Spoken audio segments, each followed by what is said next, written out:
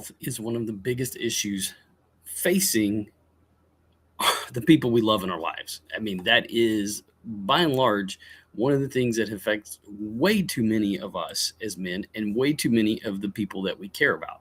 Well, in this webinar, we're going to hear from Lindsay Venn, that is part of Insulin IQ.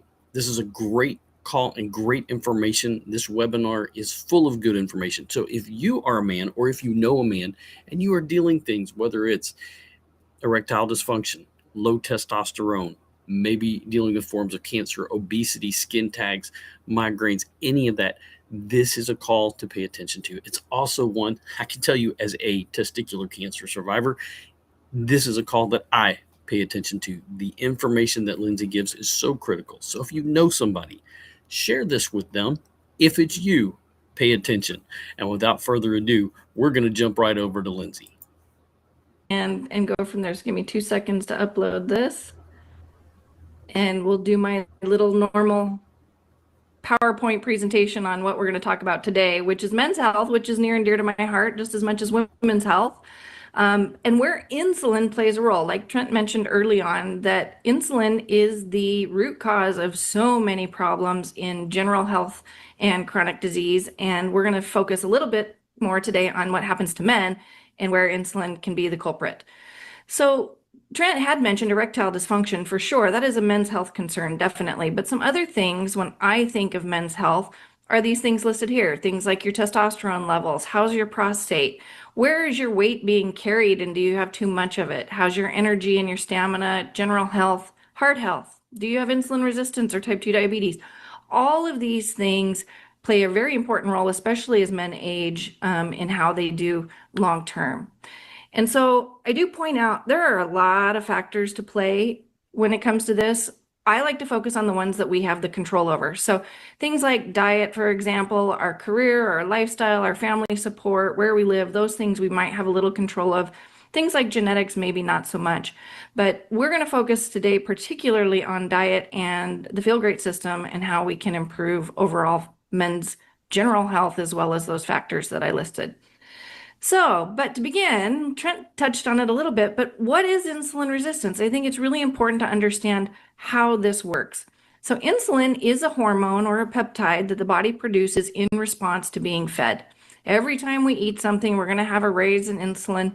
And insulin's number one job is to dictate where that energy goes. The energy that we put in our mouth, where is it going to go in the long run? So this is a cell. Every cell in the body requires insulin in order to get glucose into the cell.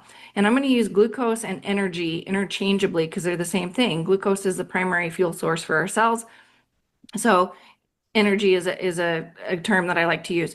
So when we eat something, we secrete insulin. Insulin from our pancreas enters into the bloodstream, and then it will go launch or put itself into this receptor site.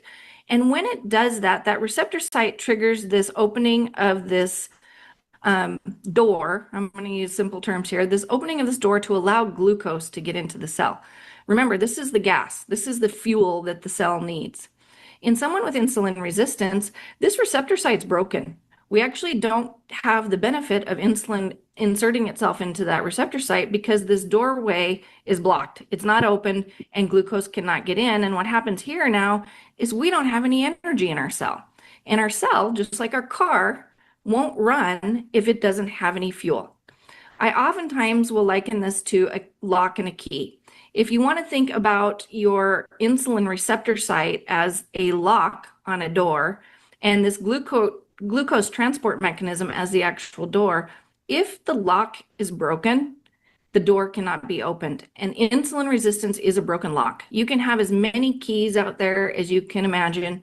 If the lock itself is broken, the keys won't work. And we'll keep making more and more and more keys until we find one that works. And that is what insulin resistance is. Lots and lots of insulin, but yet no fuel, no energy into our cells.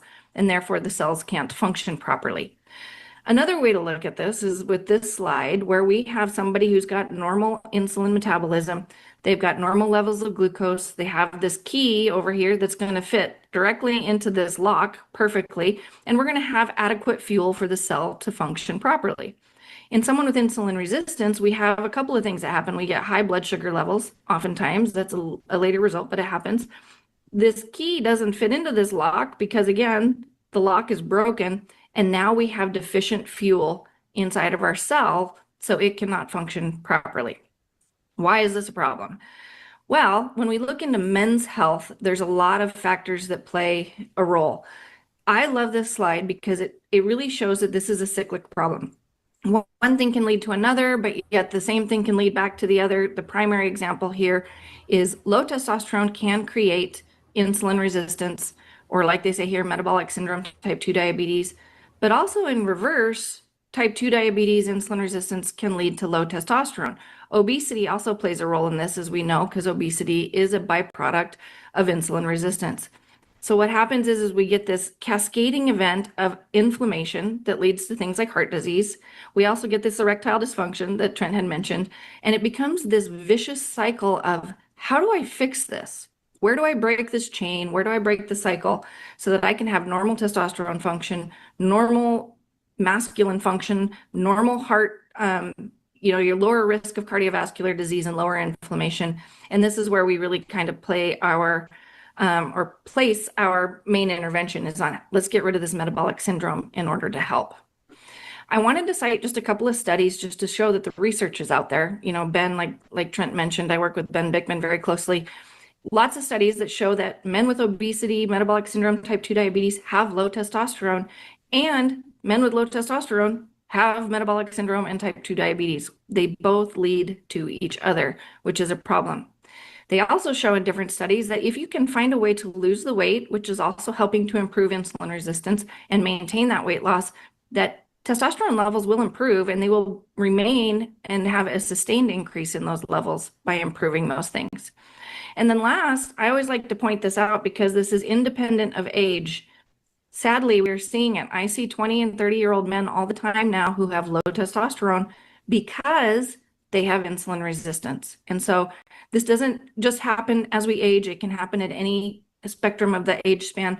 And so we want to make sure that we're dealing with the insulin resistance, which is the primary factor we have control over.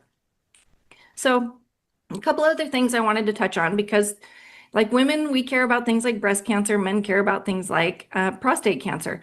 But there is a difference between what we call BPH, which is benign prostatic hypertrophy or enlarged prostate, and cancer, and where insulin plays a role.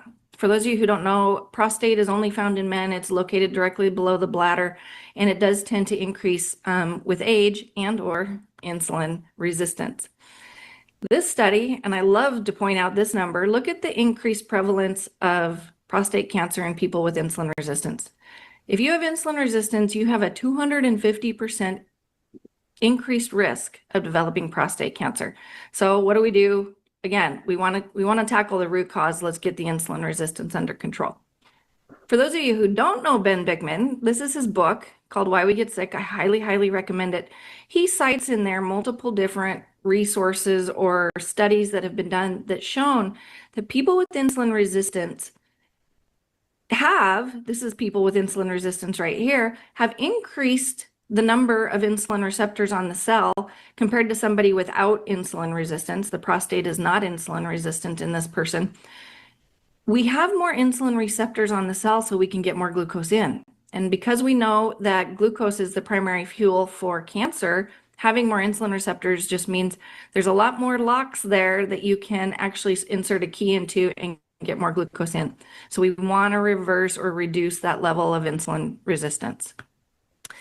So let's talk about a few other factors that play a role. And we know that a lot of people come here because they want to talk about their weight, but I want to talk about the different kinds of weight gain that are out there.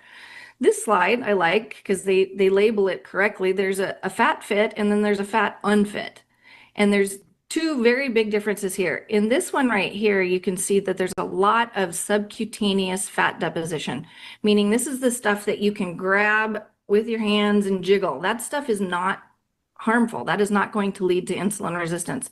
The kind of fat that leads to insulin resistance is the stuff that's inside of our abdominal cavity, which is called visceral fat. And visceral fat is well known to be the main problem with insulin resistance, low testosterone, poor cardiometabolic health, all of the above. When we can look at things like visceral fat, and this is where I do recommend, if you haven't done it or if you're concerned, and I always say this with men, if you can stand up straight and look down and you cannot see your toes, you have too much visceral fat. If you have to bend over to see your toes, you have too much visceral fat. You want to make sure that you have reduced that waist circumference, which is so prevalent. But this study really did go in and just show that visceral fat measurements really are the best predictor of metabolic risk factors out there, above and beyond all of the other, what they call anthropometric, things that we can actually measure with a measuring tape or a scale. Visceral fat is the #1 predictor when it comes to metabolic health problems. This slide I really like too. They look at, as you can see up here in the top, at a variety of different markers that we're concerned with. What are your blood sugars? What are your triglycerides? What is your HDL? All of those things. And as you can see, there's a bit of a threshold. Right about here, when we get to about 10 centimeters or higher of visceral fat amount, and that's the number that we encourage at Insulin IQ, is to aim for below 10. Once you hit 10, you'll notice a couple of things start to rise. Initially, it's just these two, which are your triglycerides will go up and your HDL will go down. HDL is your healthy cholesterol. It's the one that we want to be high. So that combination, and we talk about it a lot here with the Feel Great system, that triglyceride to HDL ratio is a very important marker when it comes to overall metabolic health. So we see this problem right here happen a lot sooner than we see the rest of the problems, which are the high blood sugars, the other metabolic risk factors and whatnot that don't actually start to occur. Their threshold seems to be a little bit higher. So catching this at that 10 centimeters is really important in order to help prevent or reverse all the other things that can accumulate after the fact. I like this slide because I just think it really shows, again, all of these things are related. And that's the best thing and the worst thing about insulin resistance. If you have it, you're going to get most of these things. If you can reverse it, you're going to improve most of these things. And most of these, again, are related to men's health. So heart disease, loss of muscle tone, poor erectile function, things like that are the problem. But we can fix it with 1 or 2 simple interventions. And so I'm going to list them here and I'll go over them very, very briefly. What can you do? First of all, we want to get insulin down. Follow an insulin lowering diet. These tend to be low carbohydrate, high protein, moderate fat style of diets. Incorporate the Feel Great system. It is a wonderful, wonderful tool in order to help you do those things that will lower insulin. Incorporate some intermittent fasting, which the Feel Great system also helps with. Focus on some weight loss, particularly that visceral fat weight loss. Incorporate some resistance training. You can boost testosterone by increasing muscle mass. Do other things to boost testosterone, and I'll touch on those briefly. And those will help you to prevent problems with the prostate, improve overall health, reduce diabetes, coronary artery disease, and the like. Some other things you can do, and just because I do like to practice in an integrative way, maximize your thyroid, make sure that you're following a low-carb diet. You know, maybe a gluten-free diet is indicated if there's autoimmunity there. Optimize your vitamin D. The more and more I see patients, the more important it is to make sure your vitamin D levels are optimized. Focus on things like sleep, exercise, stress management. Hormones, testosterone in particular, require cholesterol in order to be formed. If your doctor has you on a high dose statin, you might want to have another conversation with them about trying to not lower that cholesterol too much so you can continue to make testosterone, and then consider different supplements or testosterone replacement or the like. And I always like to share this. People say, oh, I just want to grow old gracefully. Well, not me and not the people I love. I want them to fight it every battle, every step of the way. So do the things that you can to improve what we call health span, not just lifespan. We want to improve health span, improve all of these things, lower insulin levels, improve insulin resistance, consider some supplements or prescriptions, and make sure to find a well-versed provider when it comes to doing things in that realm, because there's a lot of nuance when it comes to boosting testosterone levels.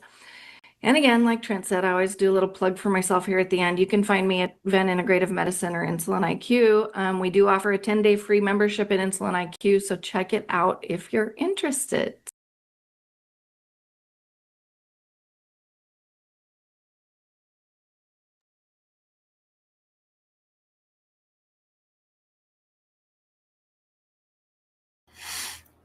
Well, I didn't want to blow you out there on that. Oh, holy cow. That sneeze just snuck right up on me there. So that was Lindsay on men's health. So if this is saved here on the site. So if you know somebody that you think this information would be really important to hear, maybe you have questions about what she talked about with the Feel Great system, and maybe you're interested in that as a man or somebody that you know. The Feel Great system is a very simple protocol. It's actually what we do at Healthy Together and Feeling Great. That is a big part of what we do. It is a tea and fiber protocol that is found in the provider's digital reference. And you can order right there.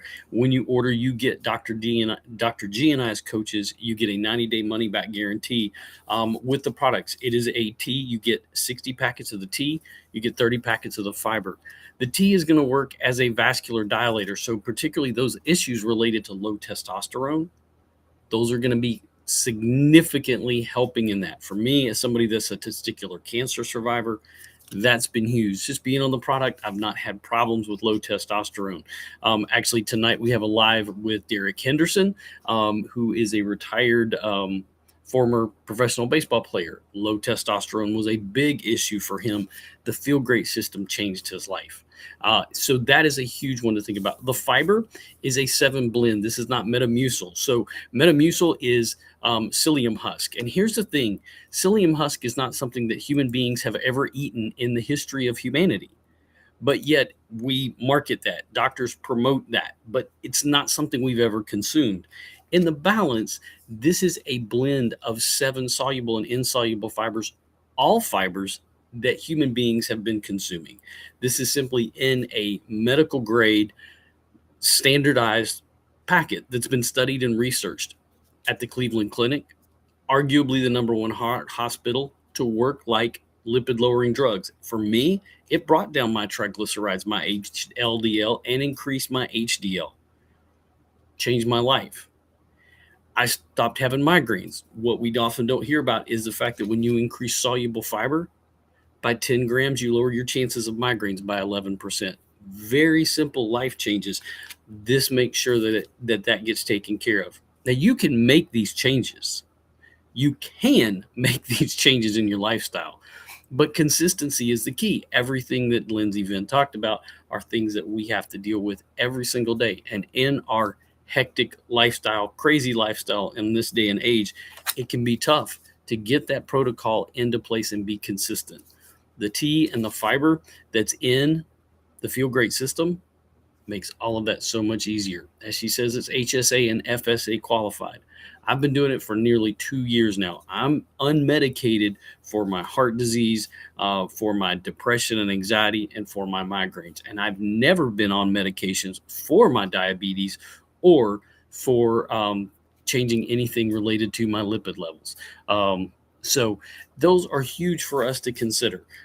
What is it that you are wanting in your life? As a man, this has been so easy. When you order, you get the tea and the fiber, you get a bottle like this one so that you can mix it up and drink it and take the protocol whenever you need it. Thank y'all so much. It's been a great live. I appreciate if there's any questions. There's always time for Q&A, and I want to make sure that you get that opportunity. So please make sure that you put a comment down in there. Let me know if there's a concern, something that you've got that you've been thinking about that you maybe kind of percolated in watching this. If you're watching this as a recording, then make sure you message me. Put it in the comment section. I'll be watching that, and YouTube will always let me know. If you'd like to get more information or contact us, if you're ready to say, hey, I'm ready to jump in on this. This sounds like something. Once you order, you use that QR code right there, or you can get on our page. We have our webpage here on YouTube, but also healthyalaska.live. If you do a backslash #book, you can get on our email list. We're going to be doing a sugar detox coming up here. Great opportunity. So you got a few people in the room. Where are y'all coming in from? Welcome in. I'm Coach Ken. I'm up in Anchorage, Alaska. We just finished doing a presentation, listening to Dr. Lindsay Venn talking about insulin resistance in men's health. All right. Well, thank y'all so much for being here. We're going to jump off at this point, but this will be available and you can always share it. Thanks so much for being here. Y'all have a great day.